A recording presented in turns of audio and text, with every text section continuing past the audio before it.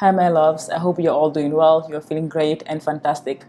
So, as you know, the pandemic has caused most schools to transition to online classes and remote learning, and my school is no exception. And in today's video, I'm going to be sharing with you some of my plans and tips to stay motivated and well prepared for online learning. So, stay with me.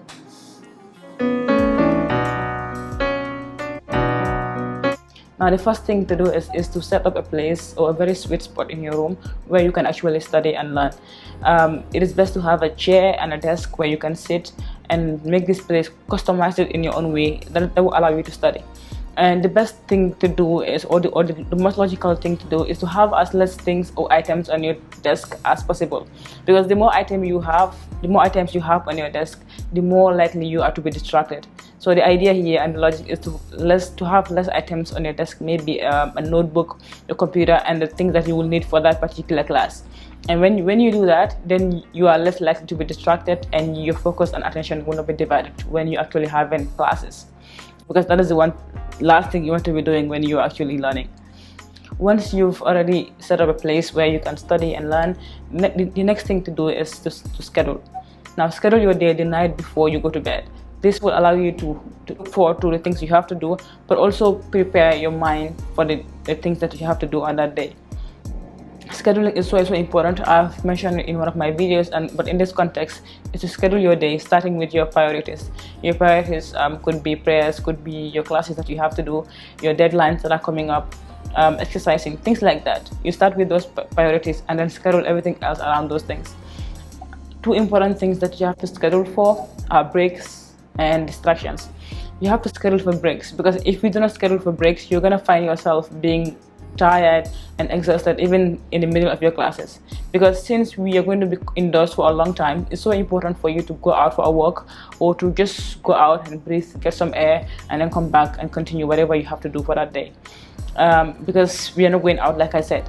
Another thing that you can do is to take like 5 minutes breaks between your classes after sitting for like an hour. Take like a 5 minutes break, hydrate, move around, and this will help you recharge and also re-energize yourself. Another thing that you have to schedule for is are distractions. Now, not everyone will tell you to schedule for distractions, but if you do not schedule for distractions, or if you do not take time out of your day for distractions, you will find yourself being distracted, and you will find yourself having to touch your phone or to like reply to a message or reply to an email while you're actually having classes. That is why you have to schedule at least an hour or so part of your day, or during your breaks, to reply to emails, to reply to messages, to talk to family and friends and the like. If not, you will find yourself browsing through Instagram, or making a YouTube video when you're actually supposed to be studying. So it's so important to schedule for those things. Now, once you've already set up a place to study, once you've already made your schedule, the next thing to do is to be disciplined.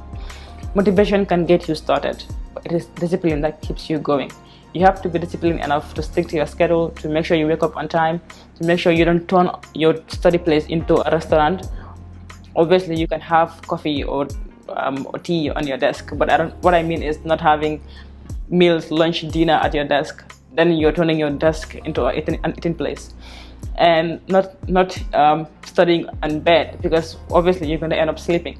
So all of these small things that we tend to neglect are acts of discipline. So having specific places in your room for specific activities can be very, very helpful in terms of motivation, because when you attach eating to your study place, then you cannot concentrate as you normally would if you didn't do that. So those are things to keep in mind. Last but not the least is to be kind to yourself, because sometimes you find yourself falling out of schedule, you find yourself being so stressed than you initially imagined, because online classes, like I said, for some of us it's nothing like in-person classes, because some of us depend on external factors to be motivated. So if you find yourself in those instances, be kind to yourself. Try to bring yourself back on track. Try to bring yourself back on schedule.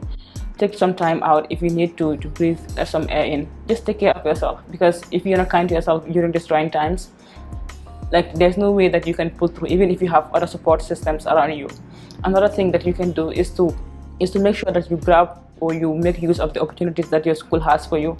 Some schools have mental health and wellness support systems that you can make use of.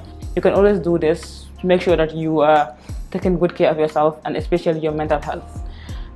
So guys, these are some of the simple plans that I have to make sure I am on track and motivated for online classes next semester.